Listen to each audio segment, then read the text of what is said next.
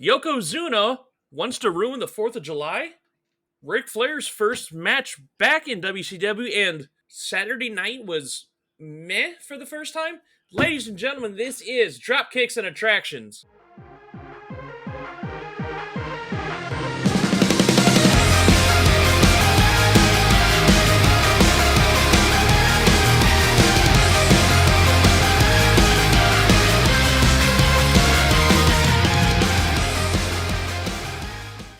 Ladies and gentlemen, welcome aboard to, we might as well say, Season 3 of Dropkicks and Attractions.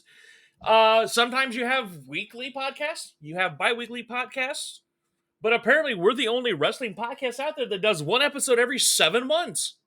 Yeah, that sounds about right. Yeah, ladies and gentlemen, I am, of course, the host with the most, Xander Invictus, joined, of course, as always, by my good friend Big Bach. Hello, sir. Hello, Xander. How's your night going? Not too bad. Good deal. Yeah, so we're back, hopefully. A dinosaur story? Real life got in the way. But we're bound and determined this is the last, 7-month break we're doing, we hope. Here's hoping. I always love doing this. Yeah, so we are going to do some format changes.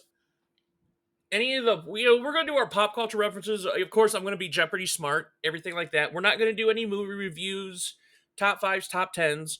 The reason is we kind of want to focus this all on the wrestling part. We're still going to do the weekly episodes of wrestling. Pay-per-views are going to get their own episode. That part's not going to change. Right. But this is just going to be 100% wrestling. And then hopefully in the next couple of months, we're each going to have solo podcasts that we will promote once we get time. We got some good ideas, and I think a little something for everybody.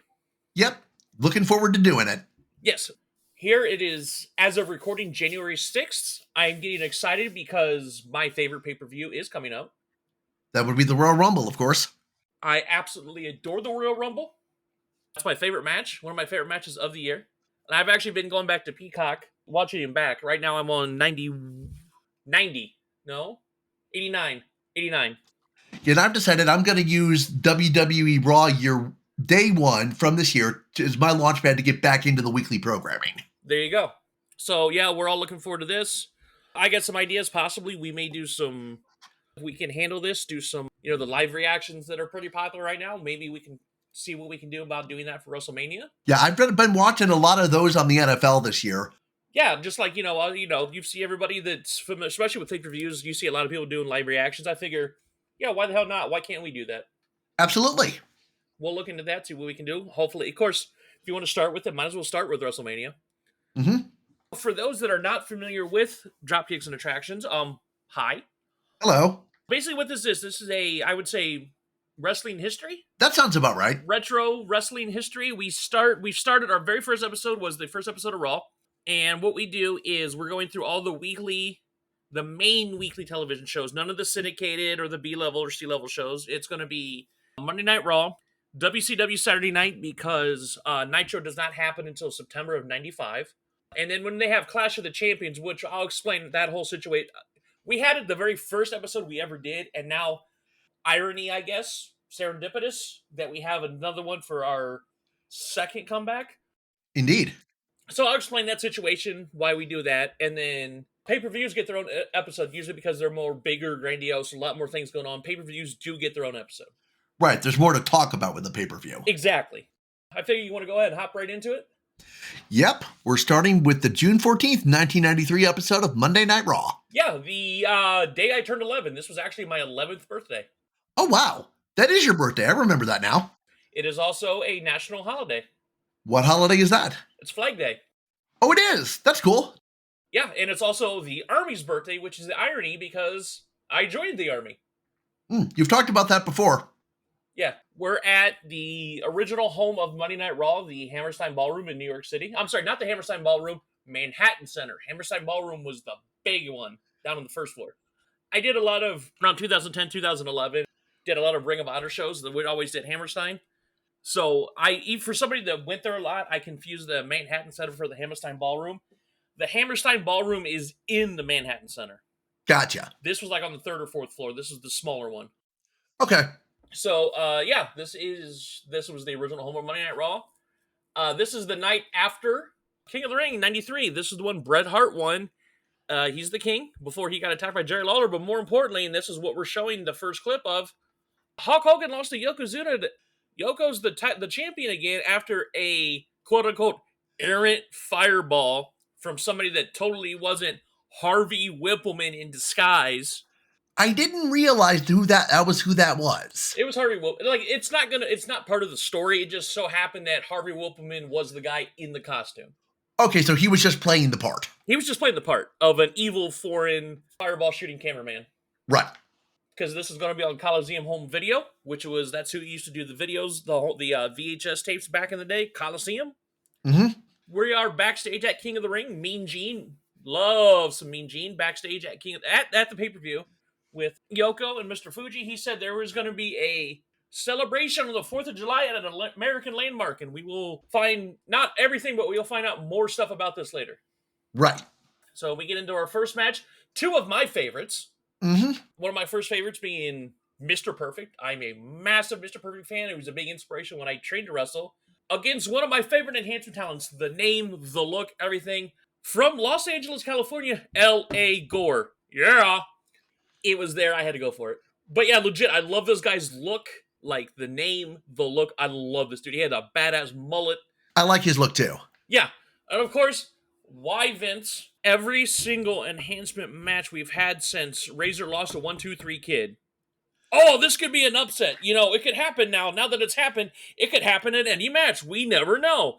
No, like, I get what you're trying to do, but I get if you want to do that about a week or so, but it's been at least a few weeks. And he just keeps on banging that drum.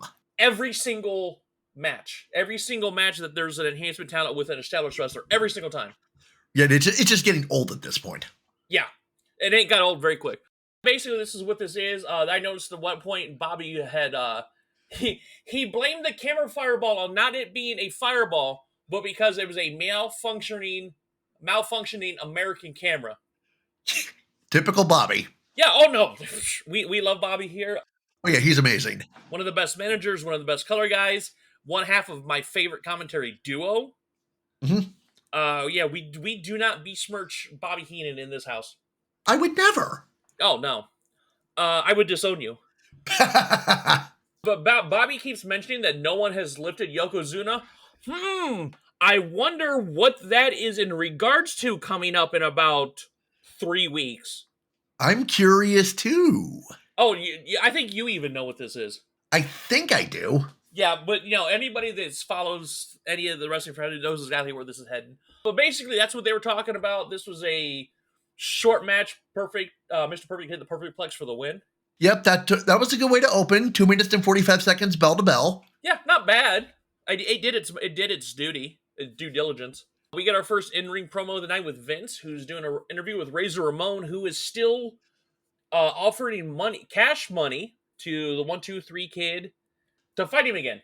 Yeah, we are up to $10,000 on that offer. And I checked with an inflation calculator. In today's money, that's about $21,000. I was going to say the exact same thing. I was doing the notes last night. I was rewatching this because we've had the notes for a while. Mm-hmm. I swear to God, I checked it too.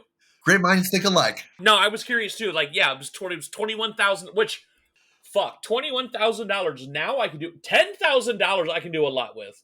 Oh, yeah. But yeah, Razor straight up says, look, man, Stickman. He calls him Stickman because he's skinny. Right. You don't have to beat me. You just have to show up. Right. And we will get a response from the 1-2-3 Kid later on in the episode. We go to our next match. It is Doink versus Marty Jannetty. Now, on paper, if you think about this, Doink the Evil Clown versus the other rocker does not sound like it mixes. No, it's kind of an oddball combination. But by God, this match was good. It was. It really was. Great start to the match. You know me. I love my chain wrestling and my technical. Like, I like a lot of that British style. Like, shout out to my boy Zack Sabre Jr., who's doing big things. Don't know him personally. Just a massive fan. Yeah, Bobby's talking up what Doink can do. Like, he can match your style, is what Bobby says. Yeah, for those that don't know, this was the Matt Bourne Doink. There's going to be a few Doinks, as we go through the main career of Doink. This is still Matt Bourne, who was from the Pacific Northwest, very technically sound, and it shows here. Mm-hmm. Great start. Marty Jannetty really had the first first handful of minutes in control. This was all Marty at the beginning.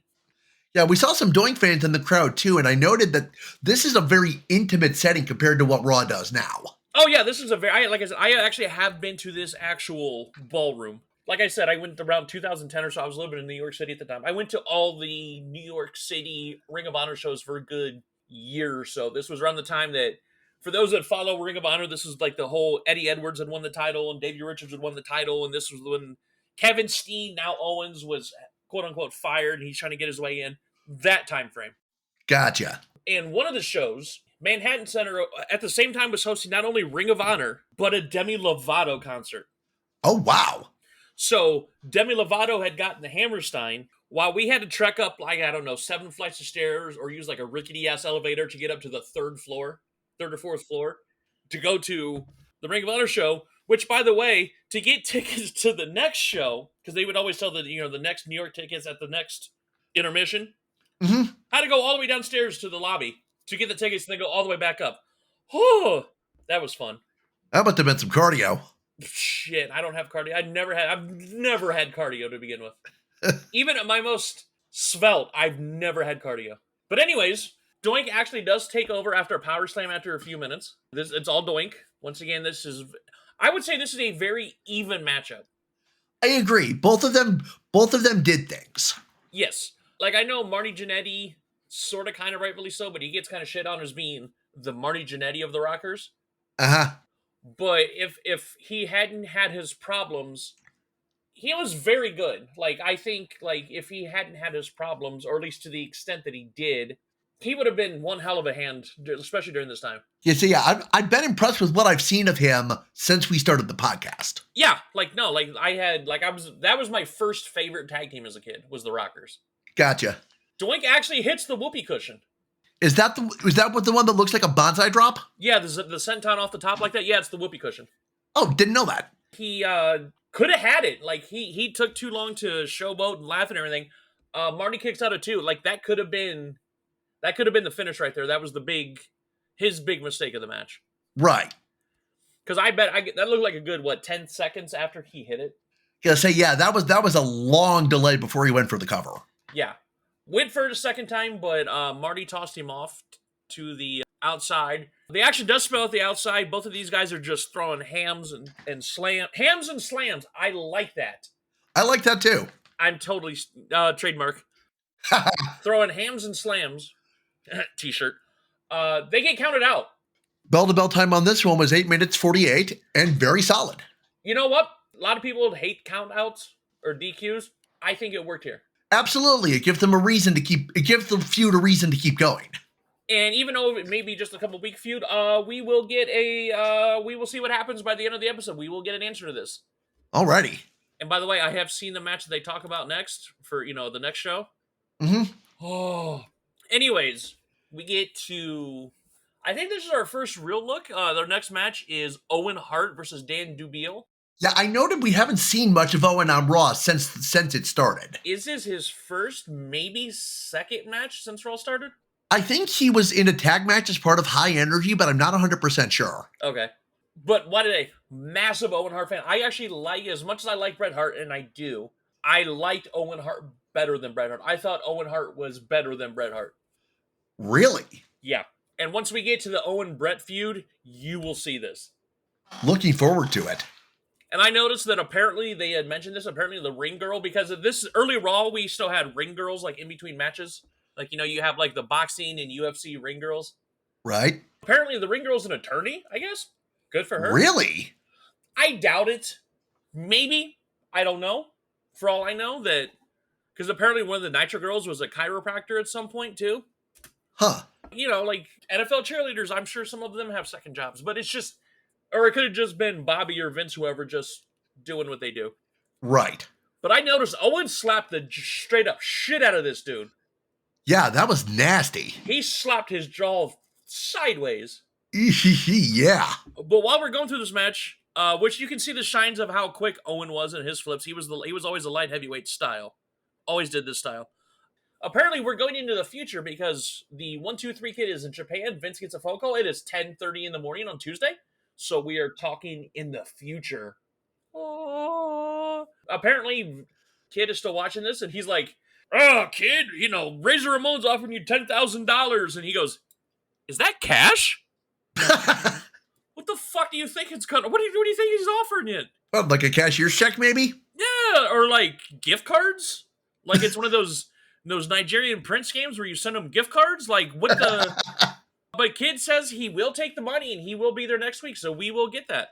Looking forward to it. Yeah, so we will get the rematch, and then we also get a gorgeous spin kick and top rope drop kick from Owen before he ends it with a Northern Lights suplex. Always love it doing the bridge. Bell to bell time, 3 minutes 48. Like when you get somebody with a good bridge, oh, it's so good. Yeah, I love the concept. It's just something that really sparks me. And we'll probably, I don't know if we'll get to this, but it would happen during like the Nitro area in the 90s. There was a German wrestler named Alex Wright, who one of his biggest moves was a German suplex with a bridge. Mm-hmm. I saw him bridge so deep his knees almost touched the mat. Oh my gosh. I saw the clip on Twitter and I'm like, oh, gorgeous bridge. Wow. I've never seen, every once, like, if you get somebody that can bridge well, mwah. Agreed. Yeah. We got a footage of Superstars last week that Undertaker, who was fighting, by the way, PJ Walker, who we will later see on as the Portuguese Man of War Aldo Montoya, but I think he's best known, especially to ECW fans, as Just Incredible. Mm-hmm. Yeah, this was a quick match. This was actually more a match that's part of a segment as opposed to a match proper. There was a bell-to-bell time of 92 seconds, but PJ literally didn't do anything. Yeah, I believe it was a chokeslam for the win. Like, it wasn't even a tombstone. Yeah, chokeslam. But basically what this was is out comes Giant Gonzalez, and speaking of cameramen, Harvey Whippleman, and then out comes Mr. Hughes, which we know that he was one of the charges of Harvey Whippleman. Mm-hmm. Beats the dog shit out of Paul Bearer with the urn. Yeah, that was vicious. I think he even hit his finisher on Paul Bearer. Like, Paul Bearer got beat like he owed somebody money. And Paul Bearer really didn't take a bump or get beat on that much, or at least to that degree. So that was a big deal. Mm-hmm. And they were both laid out completely. Yeah, that was a pretty vicious beatdown. Yeah. So we get to our quote-unquote main event of the night, Jerry the King Lawler versus Mark Thomas. And to further start this feud, because this feud with him and Brett goes on for a good till about 95, I think, is the real end of it. Oh, wow. Long term. It's not constant, but it's off and on till 95. Okay. He comes out in the pink and black, the Bret Hart colors. And I like this, and I can agree, I can attest to this. The reason Bret Hart wears pink is because we know he's pink and black. The Hart Foundation wore pink, right? Right. They originally wore pink to piss off the crowd because they were heels at first. They used to be managed by Jimmy Hart, the Hart Foundation. Right. They wore pink to piss people off.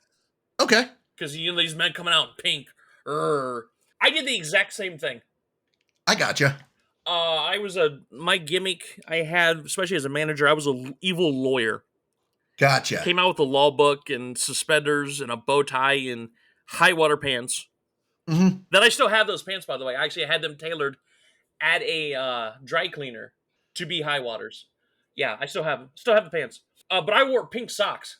Gotcha. I wore pink dress socks because I knew it would piss people off, especially as the bad guy. Good psychology. Yeah. But no, I love the great crowd work by Jerry Lawler because he was getting them to chant Burger King.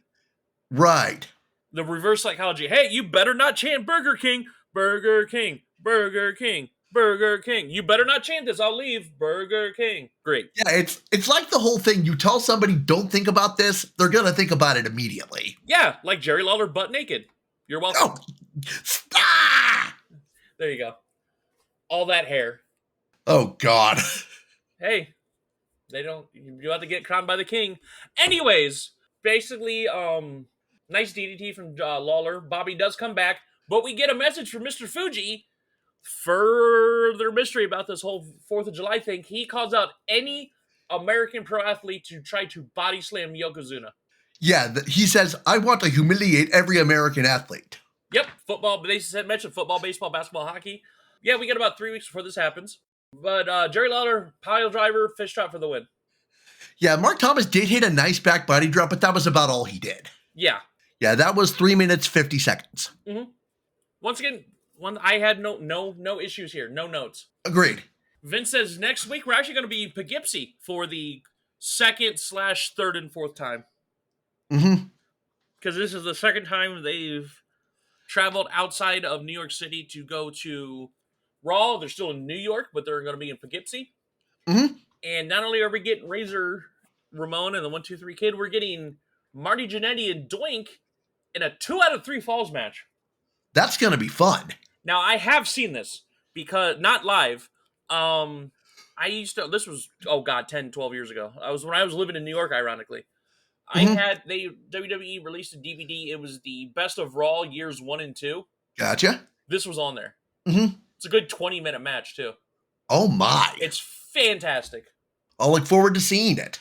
Oh, right. By the way, drinking a Skittles-flavored C4, ladies and gentlemen. Yummy. C4's future sponsor of Dropkicks and Attractions. Totally soon.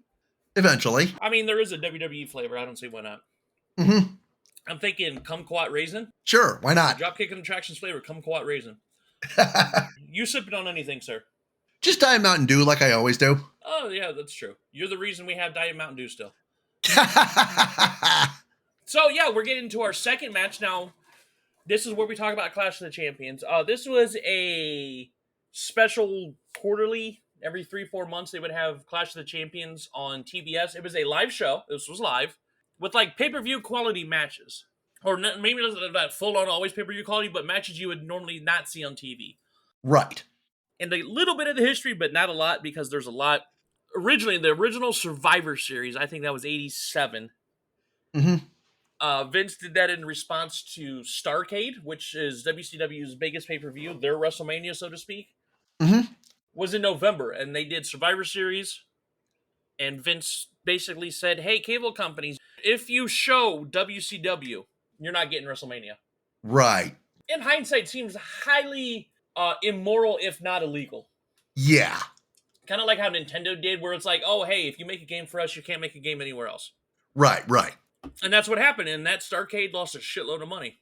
So basically I think it was still Jim Crockett Promotions at the time. I don't know if it was full on WCW yet. But anyways, for WrestleMania, in response to this was would have been WrestleMania 5, which that was the Randy Savage, Hulk Hogan, the Mega Powers Explode match.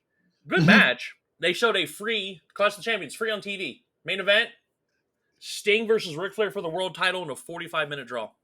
Holy crap. That must have been a hell of a match. Oh, it is. It's on the network. Or, I'm sorry, Peacock. But yeah, it's a great match. This was basically the match that made Sting. Gotcha. And so, from I think until 90. Hold on a second while I'm looking this up. 97. Mm-hmm. 35 was in 97. Gotcha. So like I said, these were 3-4 times a year. They would just show these on TV, and these would be matches you normally wouldn't see on television. This iteration is 23, I believe? Yes, 23. 22 was our first episode.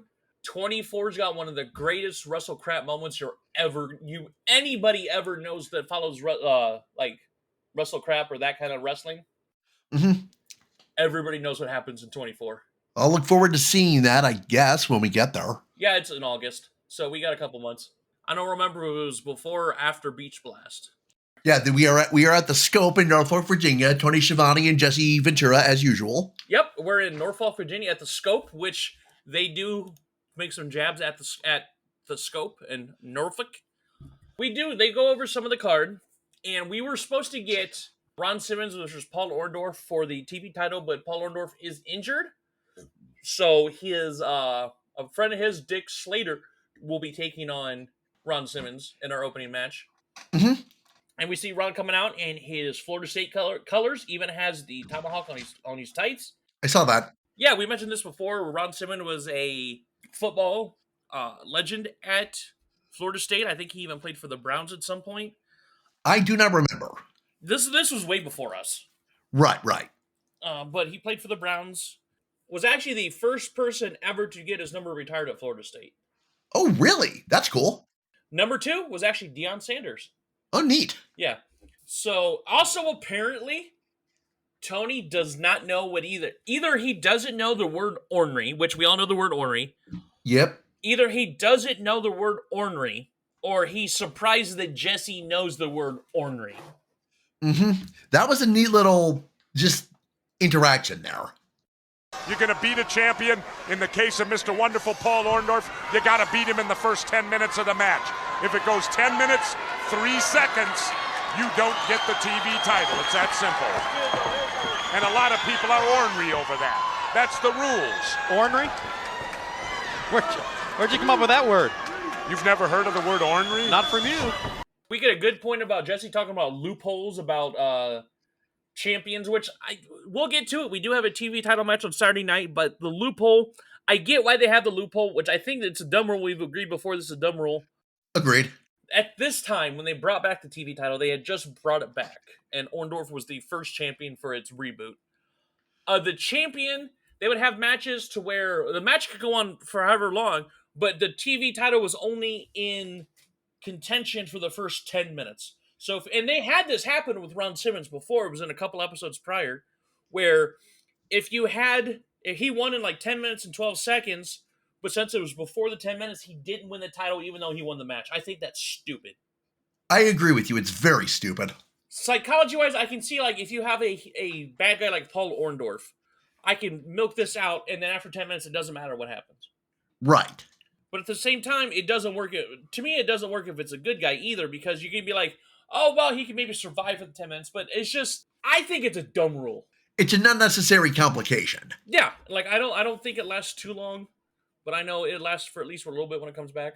And you also notice while we're going back and forth, there was a kick out or something, you can actually see Ron Simmons' mouth, motherfucker.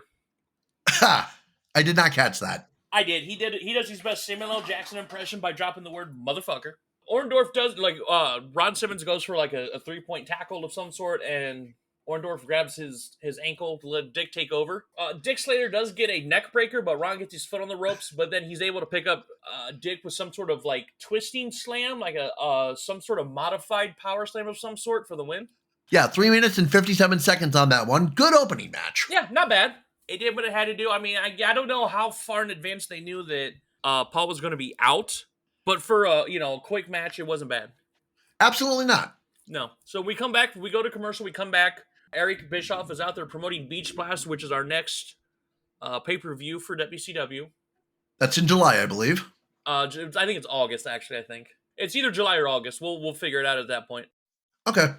With Larry Zbyszko, and they're going over the Clash card as well. And then we bring out famed boxing announcer Michael Buffer. Yeah, he was in, I think he was at not Star, what was the last pay-per-view? Slamboree. Slamboree. He was there too, wasn't he? Yeah, he's known as, he did a lot of boxing. He was known mainly as the boxing announcer for the main events. He's the one, let's get ready to... I'd finish it, but he'd probably sue me. Yeah, you were talking about that earlier. Like, he owns a copyright on not copyright, trademark on using the phrase. Yeah, like, he owns it. Like, so if you want him to use it, you pay him. Or if you use it without his permission... He sues you. Well, he'll at least sue you, if not, like, cease and desist type shit. But basically, like, it's not cheap to say it. Gotcha. And if the Buffer name sounds familiar, Bruce Buffer, the voice of the UFC, it's time! That's his brother. I did not know that. Yeah. I love me some Bruce Buffer when it comes to UFC. You're like, oh. Good deal. He's good. I like Bruce. But he's going to be doing a couple of matches. I think he does the 2 title matches. I think he comes out for the 2 title matches we have tonight. So we go, speaking of people that I love, we get Marcus Alexander Bagwell versus 1/4 of my Mount Rushmore of favorite wrestlers of all time, Lord Steven Regal. Like, he was not a good guy very long when he got to WCW, more than, what, a month or 2? Not long at all. Yeah, it was no more than a couple months. Accompanied by Sir William. And if Sir William looks familiar, especially to your Memphis wrestling fans, that is Memphis wrestling legend Bill Dundee. Not familiar with him. Yeah, well, I don't know too much about Memphis other than, like, Dundee, Jerry Lawler. That's where Jerry Lawler came from. Mm-hmm. Like, the stuff most wrestling fans know about Memphis. Like, obviously, I'm not from Memphis. I didn't grow up around there. Right. And what Memphis I've seen, like, on YouTube or the network or whatever. I just know he was a big name in Memphis around that time. Gotcha. Once again, chain wrestling, I will never say no to that. Yeah, that's a long chain sequence to kick it off. And I was honestly surprised. Not saying that Bagwell was never talented, because he was. I was surprised he could keep up with Regal. With how Regal was taught and what he knew, I was surprised that he would keep up like that. Gotcha. So he starts working over Bagwell's knee. He'd always find that part, pinpoint it, and work on it. And this was a nice little touch. He was going for snapmares, but what he was doing the snapmares close to the rope. So when Bagwell rolled, through with a snapmare, his leg would crash against the ropes. That's what he was doing it for. Now it makes sense. Yeah, see, it's the small stuff. And I like this, that we had this dope spin kick reversal from Bagwell, this really cool looking kick. Looked kind of like, I think it's called an enziguri, not sure. Something like that, but it was very good. It was a nice reversal. Yeah, absolutely. And Regal goes back to knee. Once again, it's Regal focusing on a knee. Knee, elbow, earlobe, friggin' your soft palate, whatever it was. Once he got something, he would not let up. Nope. And I like this really cool comeback from Bagwell where he got a hip toss, but he floated it into a pin. Like a half hip toss, half power slam. Yeah, he's only getting 2 counts on any of these. Yeah, but it was still a cool look. I had never seen that. It was like I said, like a half hip toss, half power slam. Yeah, it did. It looked very cool. So we get to the end of it where Regal counters a corner O'Connor roll with the roll up, and he grabs the tights for the win.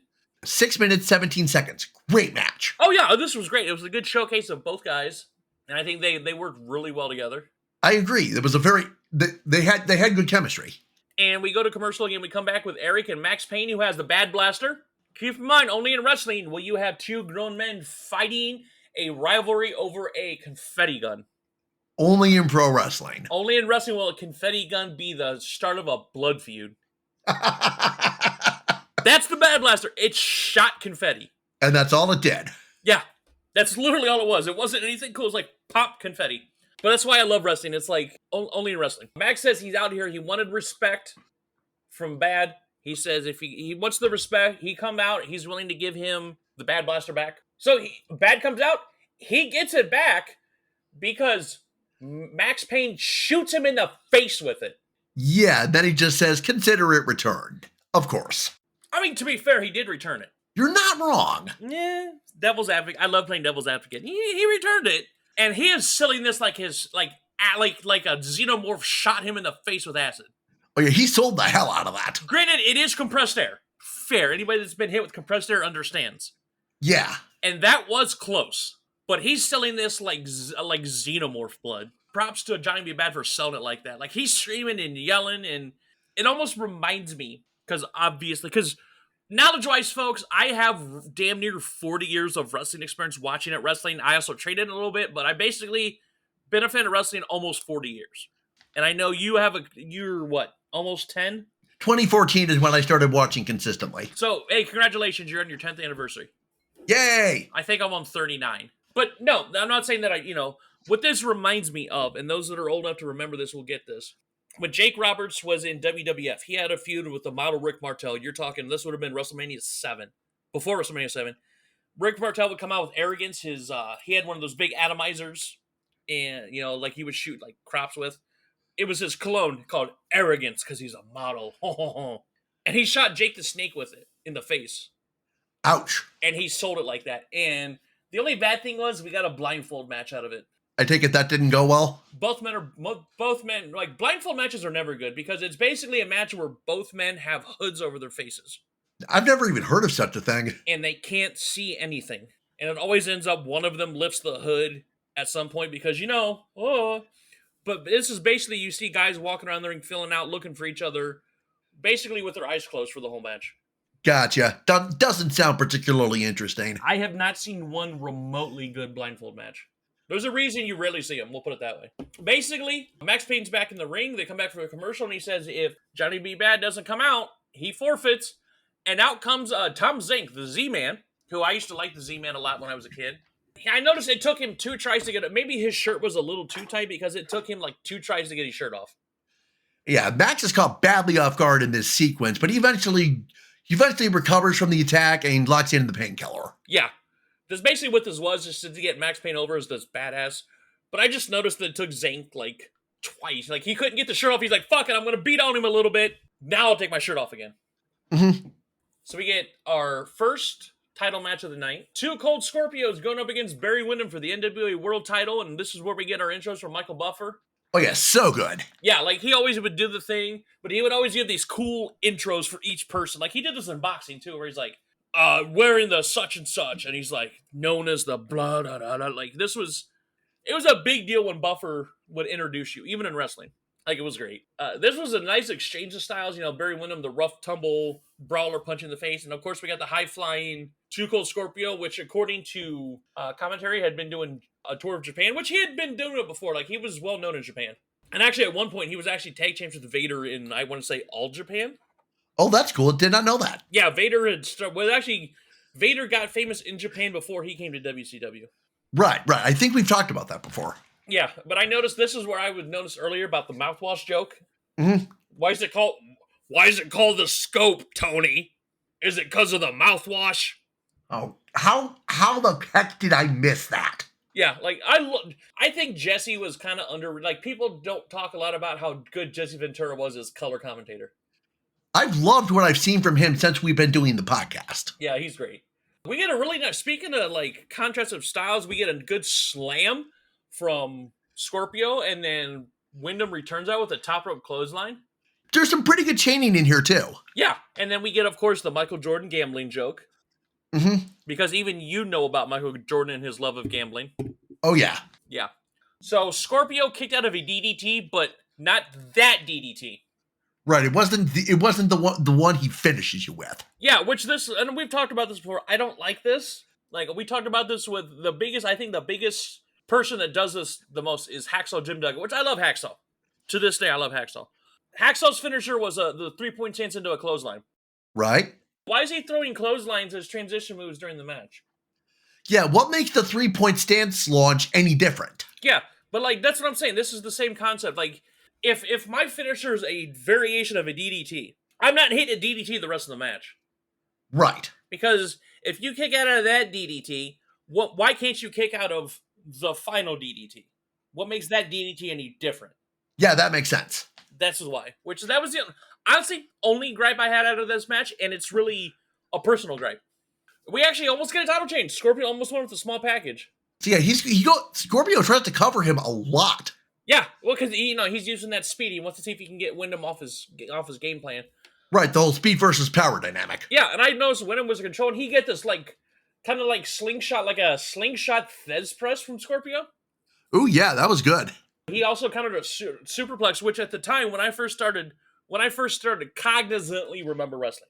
Mm-hmm. Like like the late 80s, early 90s when I first started remembering watching wrestling.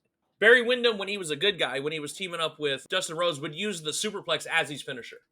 Oh, didn't know that. Yeah, this was like the first finish I remember Barry Windham using. So he sort of was able to counter it, and he hit that twist splash, that turning splash he does. Mm-hmm. So we get to the finish, and this is what I like about the rough and tumble. Scorpio comes at Wyndham with a slingshot. Barry Windham just punches him in the face. Yep. And that leads to the implant DDT. Barry retains. Yep. Time on that? 12 minutes, 53 seconds. Great match. Yeah, very good. Like, other than that personal gripe I have about that, to me, it's a personal gripe. I'm not going to knock any points off for it. This was a great match. Yeah, absolutely. This was better than the last title match we've covered. Barry Windham, Great Muta from Super Brawl? Yeah, Super Brawl. Yeah, that was where Barry Windham won the title, right? Yeah, it was just so boring. Yeah. Okay, so we're Tony once again plugging Beach Blast, not bleach, beach. How do words? Yes. Why say few word when lot word do a trick? And I just screw that up too. I screwed that up too, and I love The Office. Eric is backstage with the good guys in the 6-man tag. Oh my god, I'm fired up for this because they're so fired up. So yeah, the crowd is loud at this point. And Dustin's fired up. Sting's fired up. Sting even said, damn. Sting said a mommy daddy word. Oh no. He said, damn. But I was liking this. These guys are ready just to fight. Oh yeah. So we get a 6-man tag. It's the penultimate match of Clash of the Champions. Ravishing Rick Rude, Big Van Vader, and Sid Vicious coming out with Harley Race and Colonel Robert Parker versus Sting, the British Bulldog, and Dustin Rhodes. There are so many legends and Hall of Famers and just all-time greats in this match. I think it would have been impossible for this match to be bad. Yeah, like there's so like Ravishing Rick Rude's a Hall of Famer, Vader's a Hall of Famer, Harley Race is a Hall of Famer, Sting's a Hall of Famer, and you can make cases for everybody else to be in the Hall of Fame. Right. At least of the wrestlers, you can make a case for all the other three to be in the Hall of Fame. Mm-hmm. And I noticed that when Sting took off his jacket, he's threw his jacket. He's ready to fight. The jacket's still landed on him.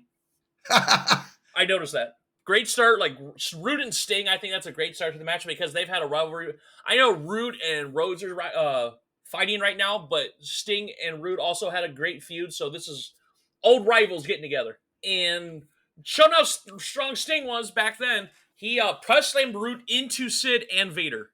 Yeah, they catch him and try and throw him back into Sting, but they miss, and it breaks down into a brief brawl. Yeah, the crowd is hyped.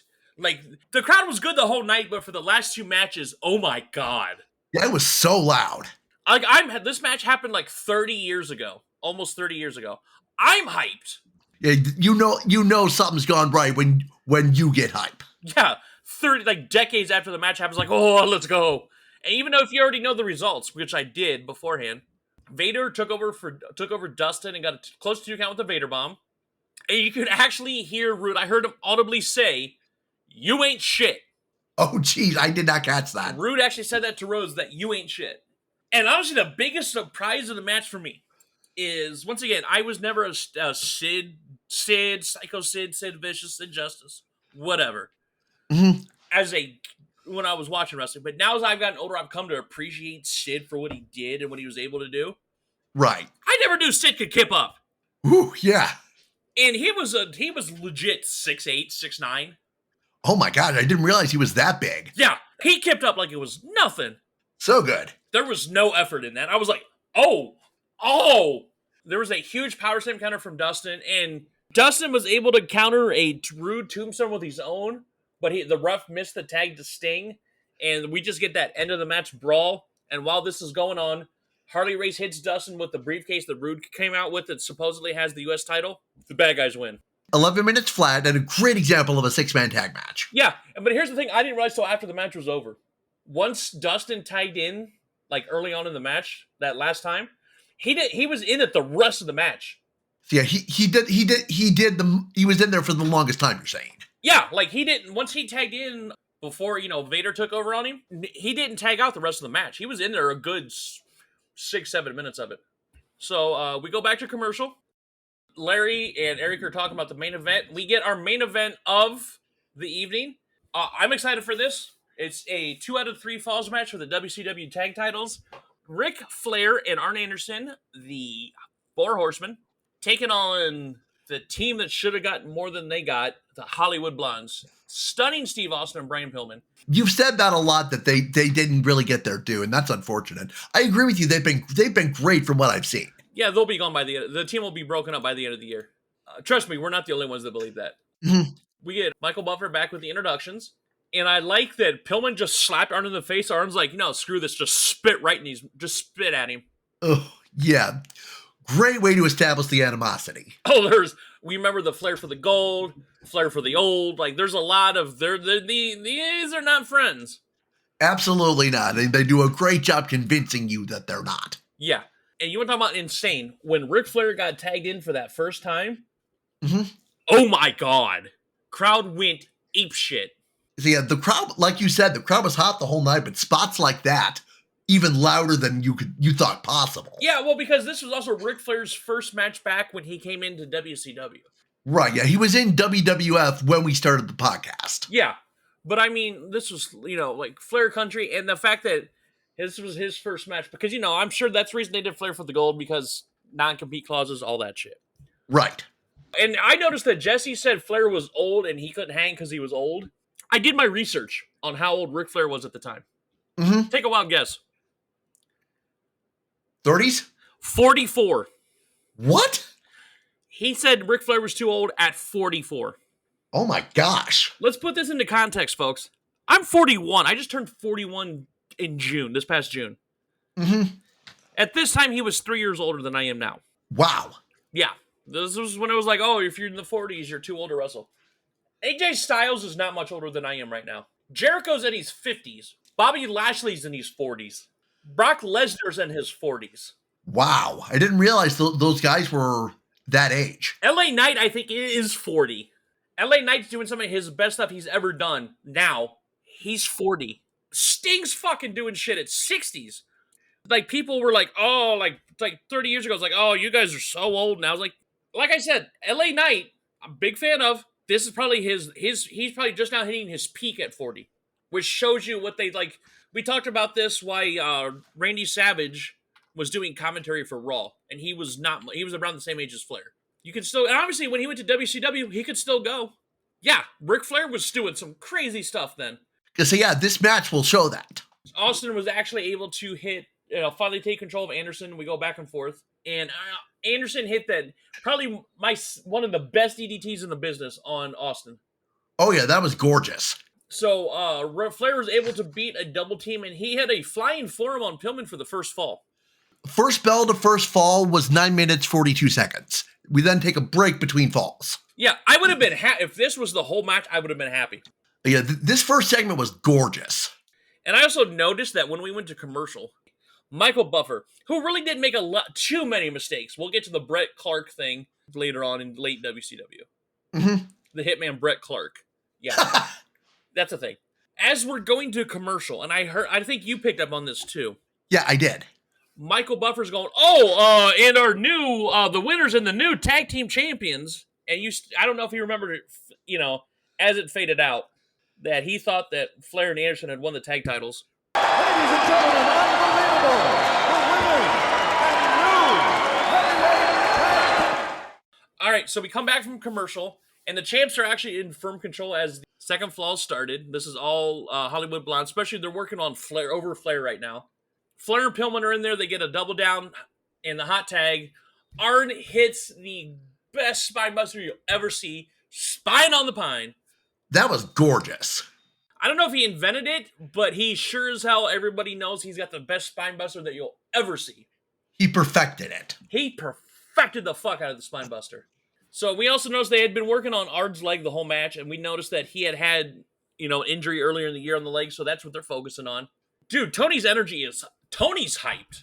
Yeah, Art's doing a great job selling the knee problem. Yeah, and you just see how Tony Schiavone is so hyped right now. Yeah, he's usually pretty cool. Yeah. He doesn't really explode very often energy-wise. This was one of the moments. Yeah. And so Flair is actually able to lock in the figure 4. I believe it was on Pillman. Yes. Yeah, locked it on Pillman.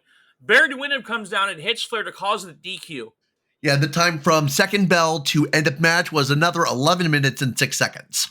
So here's the thing. And this is interesting because I don't think I've ever seen this before or after. Arn and Rick won the first fall. Right. Arn and Rick won the second fall. You would normally think that they would have won the titles. They won 2 falls to 0, right? Right, you would think so. But, and I think this is kind of clever because it makes both teams look really good. Since the second fall was a disqualification, there's no title change. Right.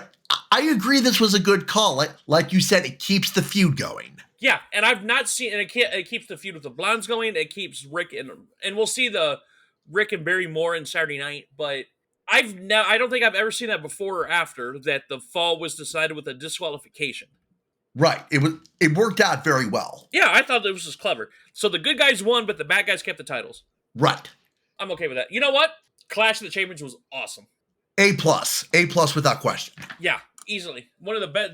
I'm just going to say right now, we haven't gone to WCW yet, but sad to say, this might have been my least favorite episode of Saturday Night since we started. I don't think there's been any really bad ones, but this one was definitely weak. This is easily the weakest one. So we go to WCW Saturday Night, June 19th, 1993. Mm-hmm. We open right away. The Masters of the Powerbomb, Sid Vicious and Big Van Vader versus, oh no. Kip Abbey and Terry Travis, I believe. Yeah, there was a problem. Like, you didn't hear the microphone for the introductions all night. Yeah.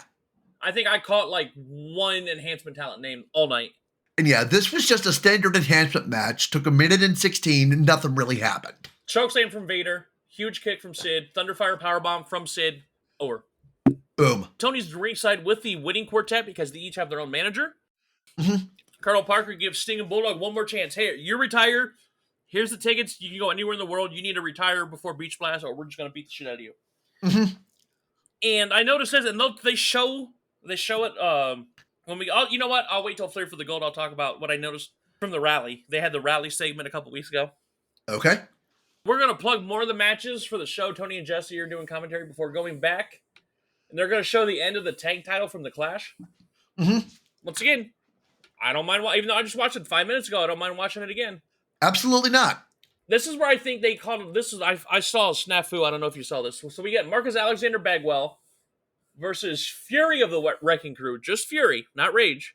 And I noticed, remember, this would have been, I get it, they recorded this ahead of time. This is a couple weeks old. Clash had just happened, 4 days ago? 3-4 days ago? They said Marcus is out there doing solo because his tag partner's in Japan right now. Right, but we saw Too Cold Scorpio on Clash.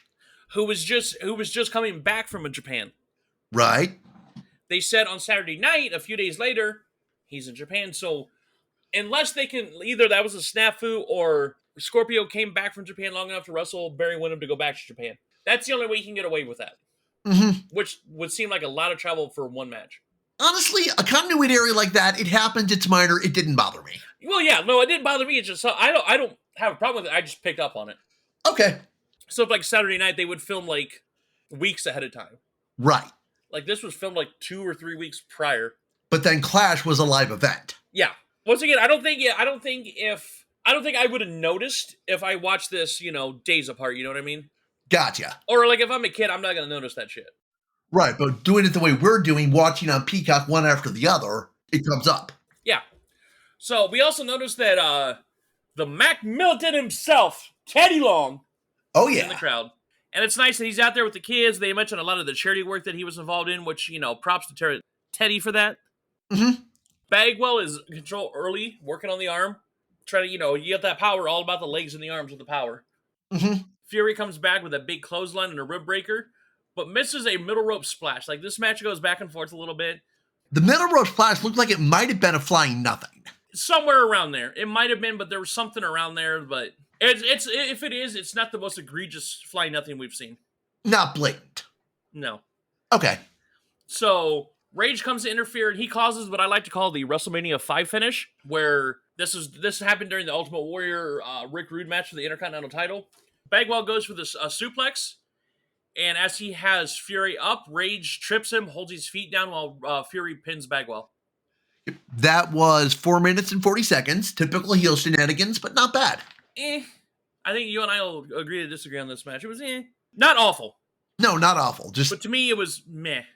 It was adequate, is how I'd put it. You know what? I will give adequate. Teddy comes out. So Teddy comes out of the crowd, and Jesse's like, "Well, what's he doing here, Tony? He's supposed to be in the crowd." I don't have the best. I don't have the best Jesse impression, but whatever. Mm-hmm. Tell the ref what happened. Obviously, the ref doesn't, change anything. And Tony's actually ringside with Teddy and Marcus. And Marcus calls out the Wrecking Crew for the tag match. Teddy may or may not be in the corner. He's like, "Look, come watch us train. If you like it, come out to the ring with us next week." Mm-hmm. Teddy agrees. Yeah, he said, "I'll at least give it a shot." So I was surprised with the next thing because I knew we talked about this during the the strap match from Super Bowl, the White Castle of Fear strap match. Mm-hmm. And I knew there was a mini movie for Beach Blast. Right. I had no idea it was here. Like, it just came out of nowhere. So yeah, I think it was shown before, and this was a rerun, but they showed the whole thing. Yeah, like, this was amazing. Yeah, it was great. Here's the thing. Anybody that knows me knows I love good, bad movies. Love them. You know this about me. I love a good, bad movie. Yeah, I know exactly what you mean. There's good, bad, bad. Yeah. You give me a bunch of good, bad movies. I'll give you a perfect example from a movie that came out last year. Cocaine Bear. You actually had me watch that for our old segment, To Be or Not To Be, and I loved it. Yeah, it's a good, bad movie. It's a bear hopped up on cocaine. If you want more than that, you're not going to get it. Yeah, but basically, we have to go into a little bit of detail with this. We may go long in the tooth on this, but because there's a lot of why are we doing this, why are we doing this, that, and the other. Yeah. Sting and the British Bulldog are on a private island somewhere with a bunch of kids playing volleyball. Here's the thing: where the fuck's the boat? They have one speedboat. Yeah. How did everybody get out there? Here's the question. I counted 2 chaperones other than British Bulldog and Sting. 2 chaperones. Bunch of kids. Yeah. This was also supposed to be a charity event. Where's the barbecue? Where's the friggin' cornhole? There's nothing there but a volleyball net. Yeah. Am I going to tear this apart? Do I enjoy this segment? Yes. Am I going to tear it apart and pick out all the little minutia? Absolutely. You saw a private island in the middle of nowhere. Mm-hmm. A volleyball net for a charity event. There's a volleyball net, and that's it. There's no suckling pig. There's no daiquiri bar. There's no face painting. Nothing. It's barren. It's barren. So out comes Harley Race, Vader, Colonel Parker, and Sid in one of those ships that reminded me of the ships from Normandy. That was the thought I had too. Yeah. And here's the thing. They're all dressed radically different. And it's amazing. Colonel Parker's in his full suit, cowboy hat, everything. Harley Race looks like he's got some slacks on, a nice linen shirt.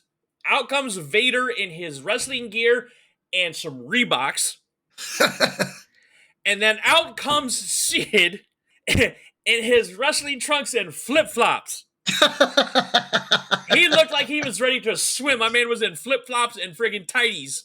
It was amazing. Absolutely so bad it's good. Oh, it gets better.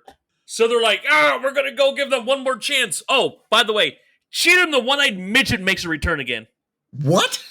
Remember the Cheatham the One-Eyed Midget from the White Castle Fear match? Oh, right.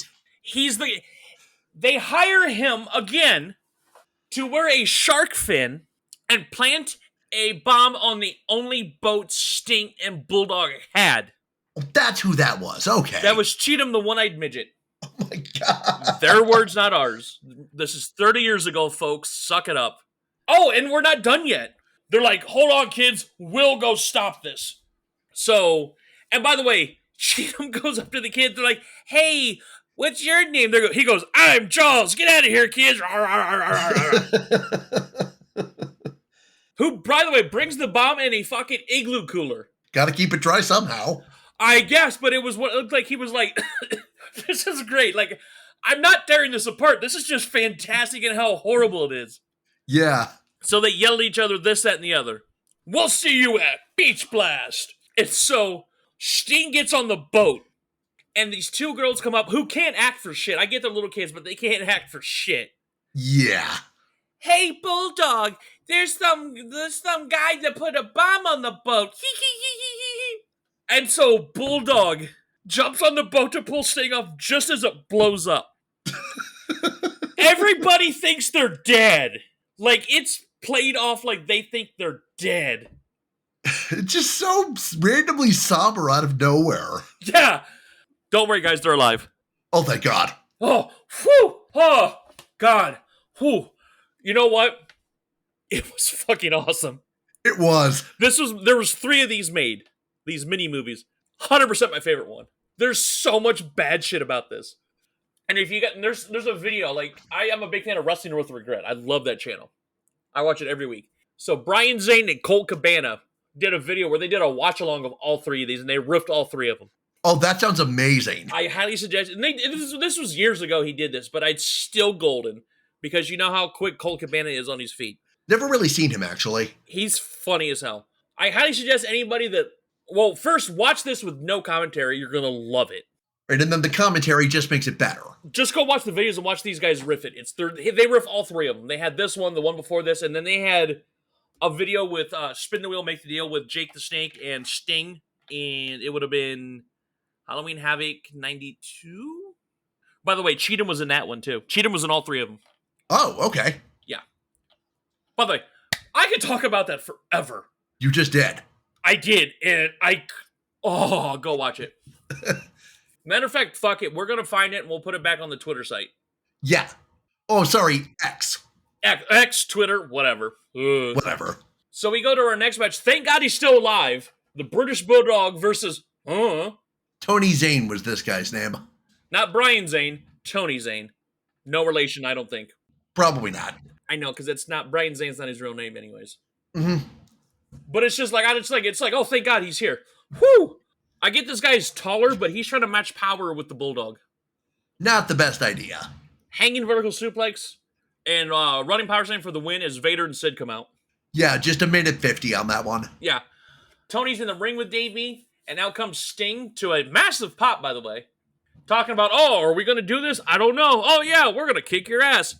And instead of saying the Scorpion Deathlock to, like, he's saying, hey, you've locked in the Scorpion Deathlock on Vader before, which he has. British Bulldog calls it the Stinger Scorpion Leglock. Right. I just noticed that. Yeah, just a little weird bit. Yeah. So, okay, so we had a great segment. Now let's have a shitty segment. But not the first part. I'm surprised that this is because of going on. Tony comes back and the assassin comes out. We haven't seen him since, I don't think, Slamboree. He's been back a few times to call out Dusty Rhodes, and that's what he's doing here again. And then he basically talks shit about Mama Rhodes too. Right. I'm like, oh, all right. But then they start talking, Tony and Jesse start talking about the Cactus Jack Amnesia story. Yeah, this series of segments is just a complete misfire. It doesn't work at all. This actually won I think it was it Wrestling Observer or PWI is the worst, like the most, was it worst segment or most disgusting tactic of the year, where this was bad. Yeah, this was awful. This is the worst one. Agreed. I could go into detail because I noticed 800 things wrong with this segment too. I'm not going to. Basically, it's the same lady. She's now in a dark alley in Cleveland with bright lights. Yes, please go down the alley, lady. Nothing bad will happen. This whole segment was so cringe. This was the worst one. She gets swindled for $50. She gets her purse stolen. Then somebody gives it back to her. But they're like, because they said, Cleveland's a big town. You're from the area. Yeah. Cleveland's not a small town. They're like, we're going to try Cleveland out and see what we can find. And here's a random alley. So yeah, the downtown area is huge, and that's not even including the rest of the metro area around it. Yeah, because I think you're from suburban. You originally came from suburban Cleveland. Yeah, I grew up in Berea. Yeah. So, but I'm just like, this was not good. No, not remotely. Yeah. Now, something completely different. Thank you, Monty Python. Yes. Speaking of England, Lord Steven Regal's back with Sir William. And the only name I got, Davey Rich, only because they put it on the screen. Yeah. Only name they put on the screen all night of the enhancement. And this is the funny thing, is that Sir William, like I said, Bill Dundee gained his fame as a legend in the Memphis wrestling territory. Mm-hmm. Davey Rich looks a lot like Jerry Lawler. He kind of does. I was like, I kind of like the accidental correlation, you know. These guys were tag partners, they were rivals, but like the Dundee Lawler thing, he looks like Jerry Lawler a lot. Mm-hmm. And then they said they're going to announce the WCW Amateur Challenge. Like, hey, if you're a fan that think you can hang, I'm like, oh no. Oh no. I can imagine these promos. Oh, geez. Because they're like, send in a video, and I'm like, oh no, they're going to show these on TV. Yeah, this sounds like a recipe for disaster. Oh, yeah. But by the way, European uppercuts, Regal roll for the win. Yep. 2 minutes and 1 second. Great post-match interview with Regal, though. I love this. By the way, he's calling out the Bulldog. He also calls out any title holders. Yeah, very, very good heel promo. Specifically calls out Bulldog for being, I guess, fake British? Not fake British, just a commoner. He's like, oh, he stays in the stable as well. He wasn't there. He doesn't know about polo and cricket. Right, commoner. Yeah, that makes more sense. And I love you, Regal. You're in my top 4. Don't make fun of hot dogs, please. I actually put in here, I love Regal, but don't knock hot dogs. Agreed. My man, I eat hot dogs cold, first of all. You're crazy. I do. I eat them right out of the package. I could never do that. I gotta have them heated up. No, but the best hot dog I ever had was one of those hot dog carts in New York City. Mm-hmm. And it was like $2. Good deal. Yeah.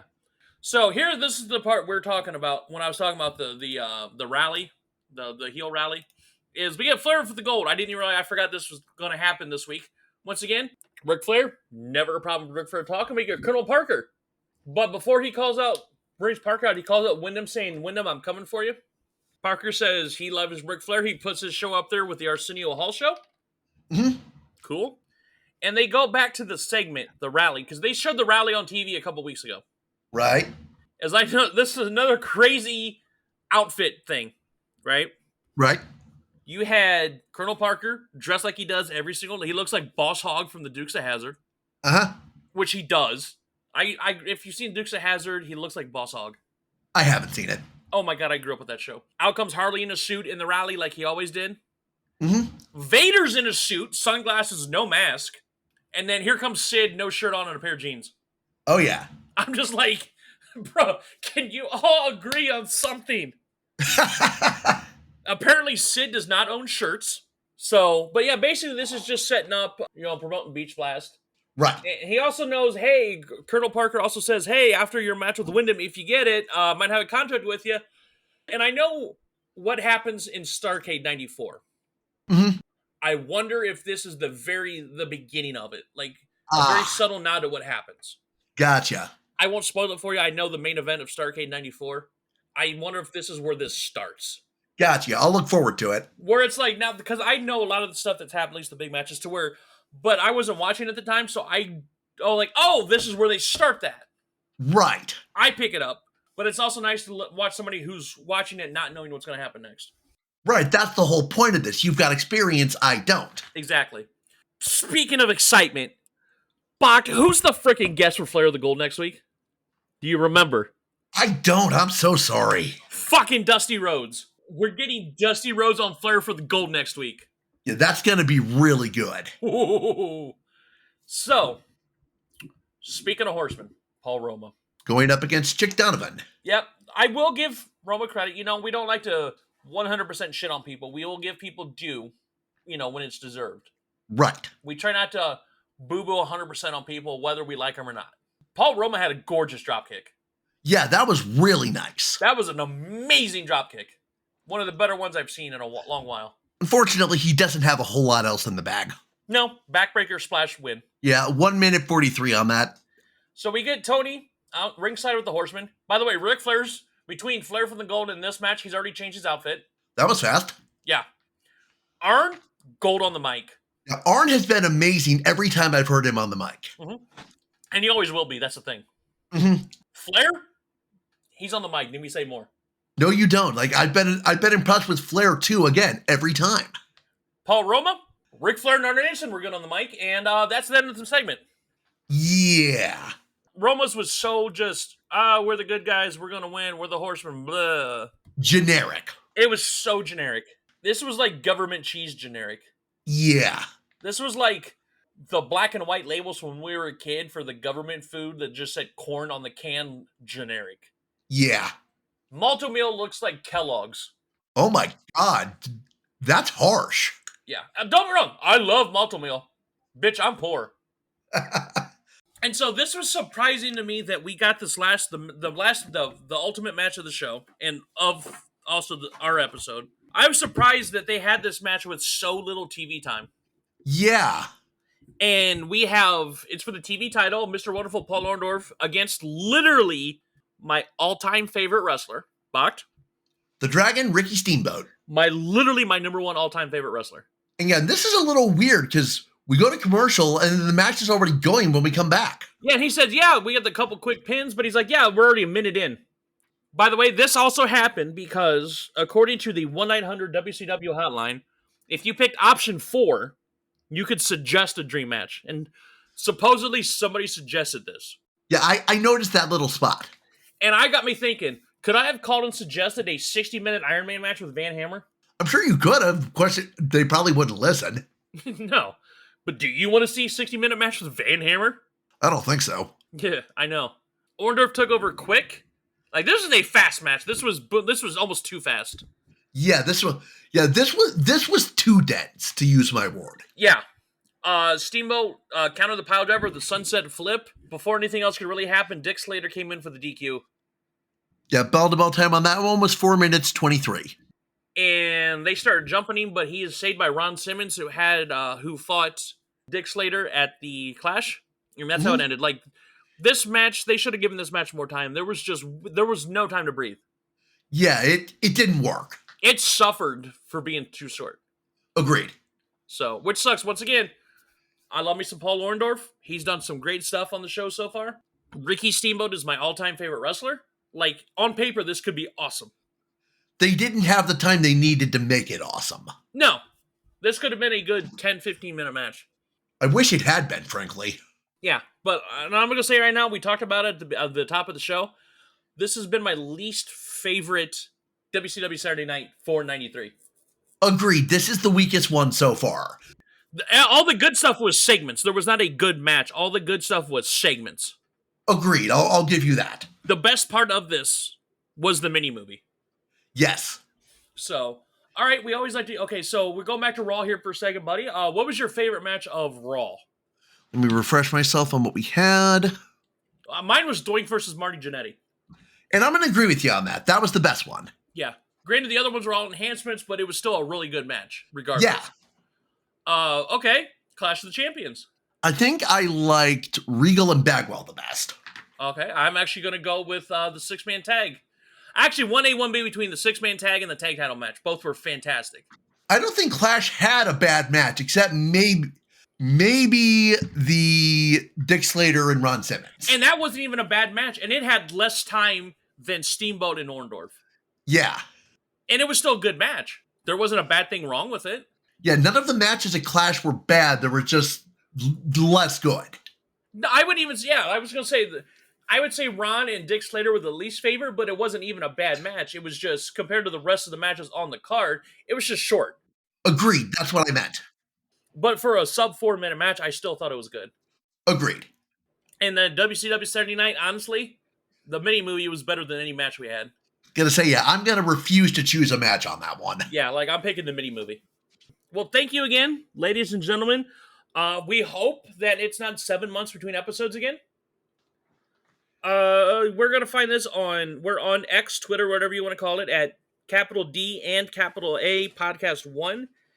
You basically, if there's a podcast area, you can find us there. We're on YouTube and Rumble as well. Yeah, YouTube, Rumble, and then basically every podcast site I could get us on. Okay, do you want to go ahead and plug your socials and any projects you have coming up, Bach? Yeah, I am at Big Boct, BIGBOCT, on pretty much any social. I have a podcast I'm workshopping called Techsploration, which is just technology exploration. You came up with that name, Xander. Thank you much. You're welcome. And how about you? Where can we find you? Okay, I'm Xander Invictus. I'm going to be on X Twitter, or Twitter X, whichever. Instagram, I'm going to try to get my Instagram up and going. More like slice of life, like, here's cool pickups I get from conventions we go to, that sort of thing. Mm-hmm. Letterboxd, because I just saw Ferrari, so you can go see what I thought of the movie Ferrari. I gave it 3 out of 5 stars. And then, I like to put a couple comments. I'm on TikTok. Find me on Twitch, which I'm actually doing on Twitch is fun, and I did 1 episode of it already. I'm doing a universe mode, completely computer, AI characters. I'm doing the commentary over the matches. And that's in WWE 2K? 2K23, yes. 2K23, gotcha. I actually added a 4th show, which I took all the legends and special characters, and gave it its own show. There's actually 40. That many? Wow. Yeah. So I actually have, Big Boss Man, Zeus from No Holds Barred, Andre the Giant. I got Razor Ramon and Diesel as a tag team. It's fun. It's fun time. We're watching the computer wrestle. I do my own commentary in between. It's a blast. So It sounds fun. yeah, come find me on Twitch. And then what I'm going to do on YouTube, because I have Xander Invictus on YouTube, I'm doing a lot of Diablo 4 where I'm going to do build videos, dungeon runs. I'm actually going to do playlist videos for all the builds. They're each going to get their own video where I put a lot of fun songs on there. Just to kind of, a little bit more fun. And I'm actually doing a druid build, which right now I'm working on. I call it Banjo-Kazooie.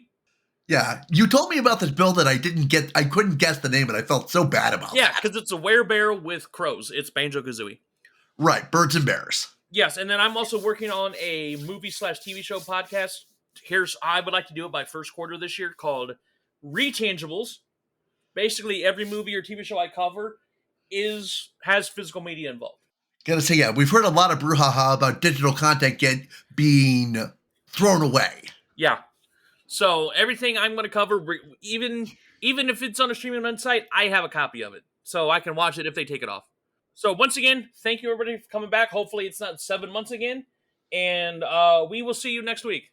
He's been Xander Invictus. I've been Big Boct. See you next mission.